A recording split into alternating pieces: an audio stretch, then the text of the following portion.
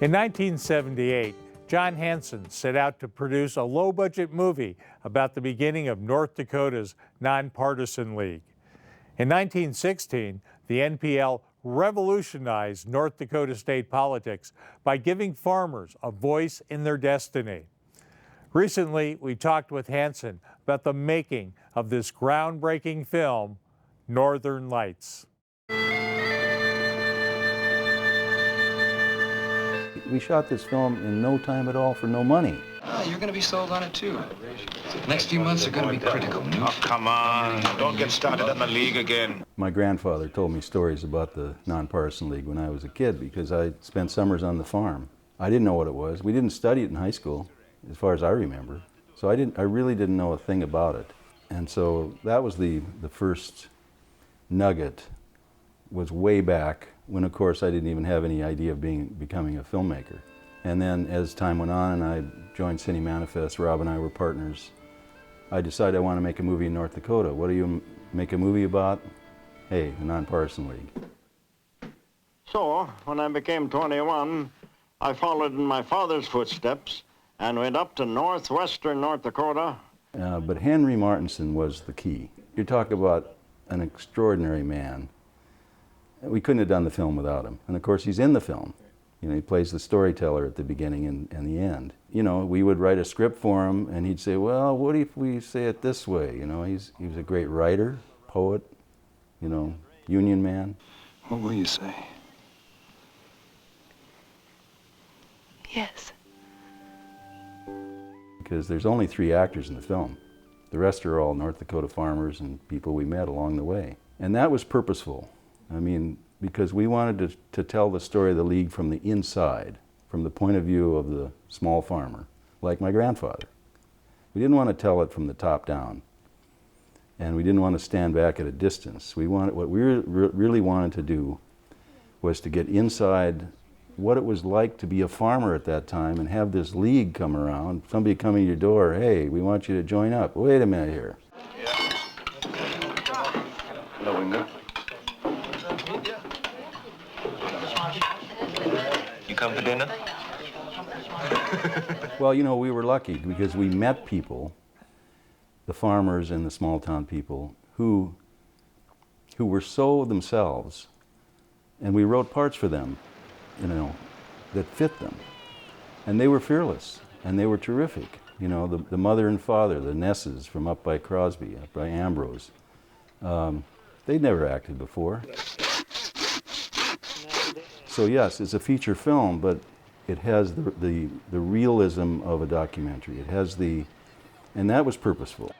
Some people use the word docudrama, but it was all scripted. All these people had to learn lines. All right, let me ask you fellas a question then.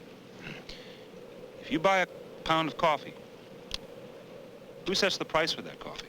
God only knows, Ray. And it's person to person. You know, it isn't just speeches. You come out to the farm, you talk to the people, his neighbor is sitting beside you. That's a way of organizing that the socialists actually came up with. You know, the League finally came to their rescue. And because they're genius at organizing, they were able to take over the state. Var ska vi nu ta vägen? Jag ska visa dig något. Both Rob and I, Scandinavians, love Bergman. And I'd seen all of Bergman's films by then. In fact, when I was in college, I was the projectionist. This is in the 60s, when the Bergman films were just coming into this country.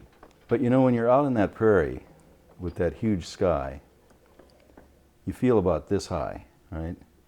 And so the whole notion was to have the landscape against the people, and vice versa, so that you were always a sense that you were in this huge, vast space. And in a way, it was a metaphor for the powerlessness they had. You know, we didn't want to have a Hollywood look to it. It wasn't going to be like Citizen Kane, you know. We wanted a gritty look, and that's why farmers are in their own garb and they're not shaven and we're out there in the dirt with them. Well, when we finished Northern Lights, there were no independent distributors. We had to distribute it ourselves. So we went around town to town. Who owns a movie theater? You know, hello, we got a movie that's going to come out, would you book it? And we started, of course, in Crosby. Dakota Theater in Crosby was the premiere in July of 1978. And then we went to all the little towns around there, and it spread across North Dakota. Well, of course, the premiere night at Crosby was unbelievable because all the people in the film were in the audience. And then word starts to spread, hey, what's this, you know? So we got a booking in Minneapolis. That was our first big city booking.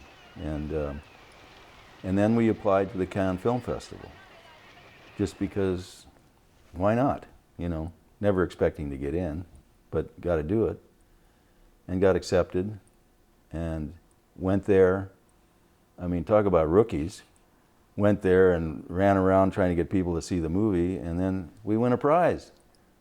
And once we won the prize, that was what propelled it to be at bookings all over the country and back in the United States. But then the late mail train came in.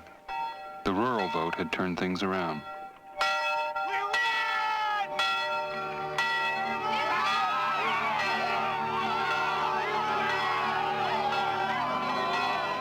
And so it touched a nerve.